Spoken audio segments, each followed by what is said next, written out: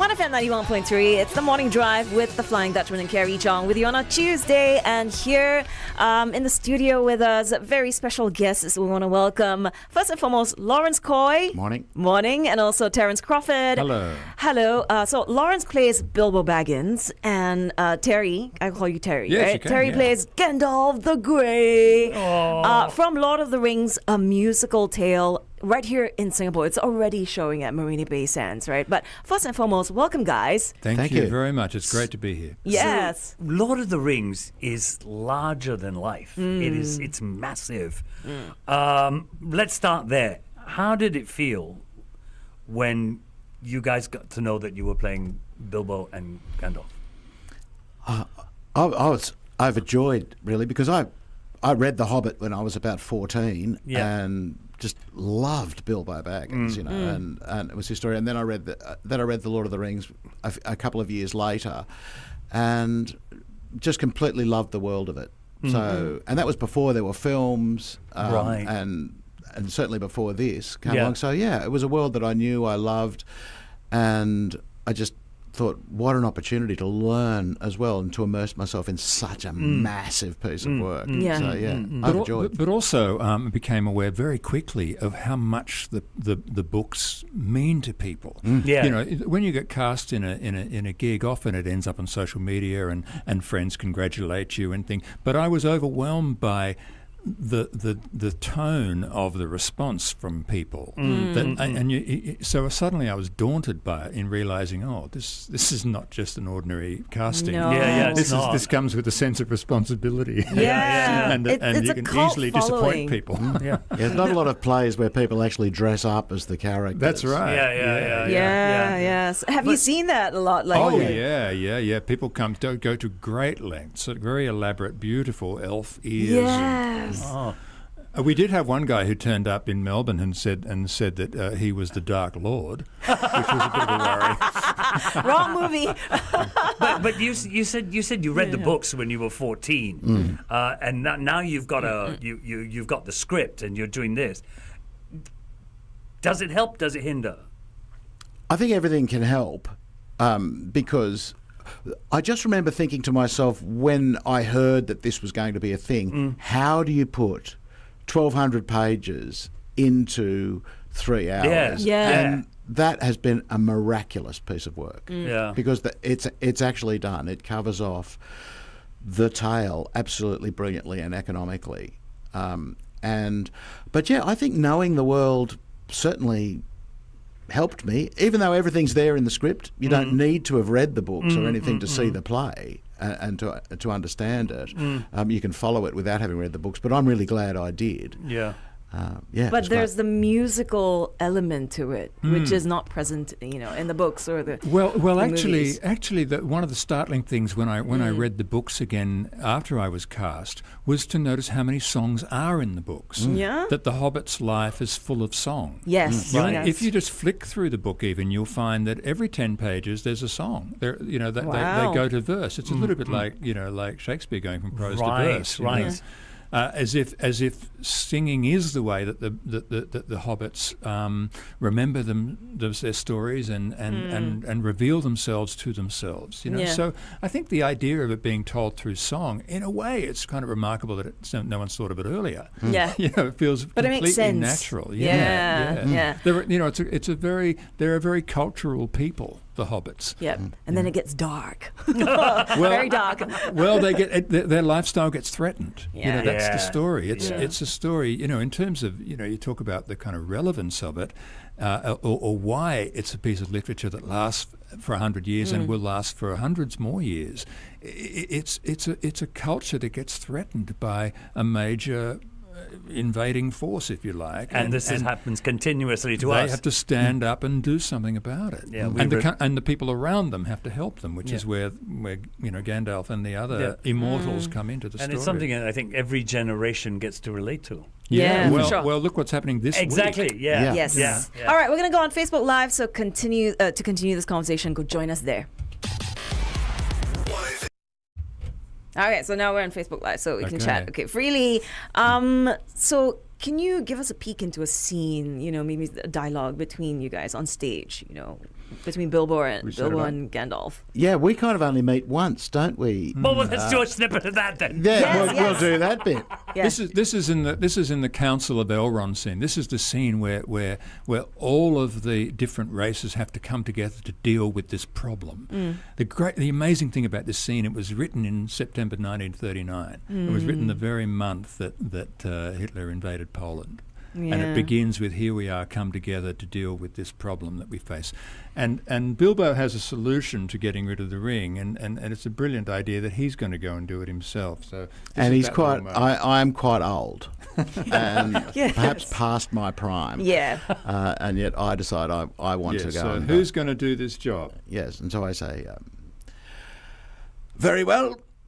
Bilbo the silly hobbit started this affair, so Bilbo had better finish it. No, Bilbo. Your offer is valiant, but in truth, the ring has passed on. The task is beyond your strength, old friend. Yay! I like That was so great. I could feel the essence of both can't you? characters. Yeah. So, Terry, the relationship between Gandalf and Bilbo is just filled with guidance, trust. How do you build that dynamic during rehearsals and on stage? Well, look, it is all there in the text, but it does help. It does help a lot when you don't have to have a corresponding relationship with the other actor, but it makes it a lot easier and deeper when you do. And Laurence and I are very dear friends. We've worked together before. We spent a year together on the road a few years ago. And so the fact that you're beginning from that point of an equivalent kind of respect and love for the other actor it helps facilitate what you've got to do on stage. I think. Laurence, there are so many portrayals of Bilbo in books, in iconic films. Did you discover anything unexpected when you were preparing for this? Well, I'll start by saying that I had never seen the films. And when I got cast, I decided that I didn't want to do that. And I've never seen a film of any... If I've been in a play, it's something that I don't want to do, because what I don't want to do is find myself doing an impression of Ian Holm doing Bilbo. Yeah. Okay. So I just went straight from the script and let it feed through me. And I have seen the film since. And it's remarkable how sort of similar, because the character shines through the actor. I always think that the actor's job is to get out of the way and let the character come through you. And so, yeah, I've discovered that I love him, that he's a fantastic little fellow, and he's well-meaning and very social, and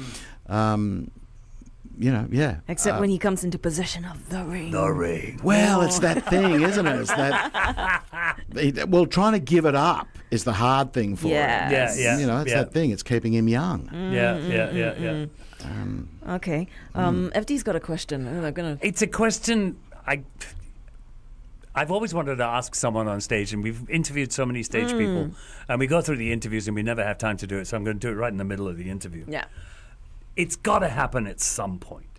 You're on stage, everybody's watching you, and you draw a blank. Has that happened? You're a nasty man. Yeah. No. What do The you reason do? why I ask it, I want to know, how do you get around that? As a professional, how do you get around that? Because I know for us, when we draw blank on radio, this light just goes off and goes dee, dee, dee, dee, and then we get in trouble with the boss. Yeah. Because there's no sound, right? But what do you guys do when you get that blank? Well, I'm pleased to say it doesn't happen very often. Okay. It's what happens more often is that you have a little stumble or a little reversal of subject and object, and you have to improvise your way out of it. That happens now and then. But the complete blank, it's horrible. It's only happened to be once in my career, about 15 years ago, where there is no way of improvising because all that's around you is darkness. And there is no way out of it. Right. And then you just stare with imploring eyes at another actor and hope that they're going to dig you out of it. So you rely on each other in those moments. Yeah, you just manage it somehow. If you've seen someone... I've been on stage where an actor jumped ahead Yes. maybe 6 or 7 pages. Wow. And it was like, he wandered off, and there were 3 other characters on stage with me and him, and we just brought him back on track. And the funny thing was that then we realised that we were coming up to the bit that we'd already covered. And we just thought, let's just keep going. Yeah. The audience will think that that's just a recap, on. But I think that's what makes live theatre so exciting, because anything could happen. Yeah. Right? Yes, yeah. No, it is, absolutely. And the fact that the audience are there with you, you know, that they're breathing the same air as you are at the same time, that's the buzz. Does it not happen regularly because the script becomes almost like muscle memory? Yeah, I think that's true. But it's more. There's a weird phenomenon, where yes, that's true, and so you kind of go on stage knowing that kind of mistake is not going to happen, and that gives you a liberty to kind of live above it and improvise in other ways, because you know that that's secure. Right. Yeah, I reckon that muscle memory can almost get in your way, because I think that the thing about being a professional actor is that you try to do the play for the first time every day. Time, yes. Right. So, and if you're doing that and you're in the moment and you're going through, not as soon as you get into the thing of, and this doesn't happen to me because I work at it, but here we go, it's Thursday night. Yeah. I've only, it's my 4th show of the weekend. Nah. That's not professional acting. Professional acting is doing the only show that is going to happen on Thursday, the X of September. Blah, blah, blah, blah, blah. Yeah, one of the things people are always curious about is how you do the same thing every night. But the response is, if you're a pro, I'm not doing the same thing every night. I'm doing something completely new every night because I'm alive through it. Yeah. And that's fair. That's the only way that's fair to the audience, because they're seeing it for the first time, so you should be doing it for the first time. Absolutely. True. That is true. Yeah. Okay, what would you do if you had the ring and its power? Have you ever You've asked the thought wrong about it? person. No. I would be so irresponsible. This is where he needs Gandalf in his life. Yeah. I'm a very impetuous person. You don't want to give it to me. But think about it, all that power, Well, look, it is a terrible force, in the thing, and so I think Gandalf's great talent and brilliance is that he understands that it is something not to be touched. He doesn't want it. He could take No, it. I'm not and talking do about it. Gandalf. I'm talking I about know. you, Terry. We're very good casting in that sense. Yeah, he's living the role. Immersed in the character. He Yeah, is very yeah. sensible. Yeah, I don't know. It's like I guess I'd create world peace by getting rid of a bunch of people. This isn't Miss Universe. No, but you see, this is the thing. Before you guys came in, we did our research. Yep. Yeah. And we've discovered where the ring is. Yes. Yes, Okay. where is it? Is it in the building? It's in the White House. That's where the ring Well, is. there you go. Residing in the house of evil. Okay, we're going back on air right now, so join us there. The sounds of Restless Heart here on 1FM 91.3. Welcome into the morning drive. We've got with us Terence Crawford and also Laurence Coy, cast of The Lord of the Rings, A Musical Tale, which is now showing at MBS. Welcome once again, guys. Now, guys, I've seen interviews where people describe actors like Robert De Niro, who, when he's away from camera, is still in the role. He's sitting in a chair somewhere waiting for his next scene. He's still in that role.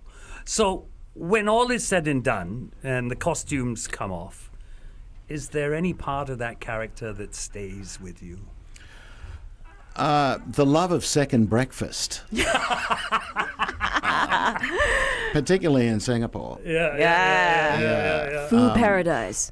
Yeah. I think, no, not really. At the end of there is a moment, where you sort of got two things going on at once, but I'm very good at separating those two. Gandalf? Well, I think firstly, I think that thing that you cite an actor like De Niro, I think a lot of that is just keeping your focus. It's read as some sort of kooky practice of Yeah, staying in character. But really, a film set is such a distracting place that an actor, if they need to go on, they know that sometime between the next 5 minutes and the next 5 hours, they're going to have to play this tough scene. They're just trying to stay focused, I think. Right. Okay.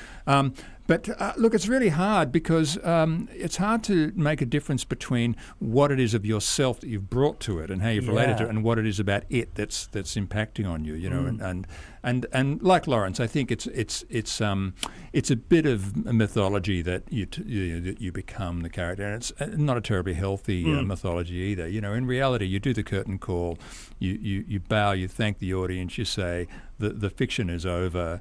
Glad you've had a good time, and we're very pleased you came, and now I'm myself. Yeah. You know what? Looking at Terry, I can see how Gandalf has stayed with him. The beard. Well, yes. My wife will be very happy when the show's finally finished and the beard comes off. Okay, when you see each other perform, you know, what is that one thing that stands out to you or impresses you about each other? Come on. Please, Laurence, go first. Well, Terry, I do have notes. Look, Terry is a consummate professional. You know, detail, consistency, openness to the other characters on stage. It's all about the work. It's not, he's a selfless actor, that contributes to the esprit de corps of the whole company. Now, Terry, over to you. Oh, gee, well. Be nice. Well, be nice. Gee.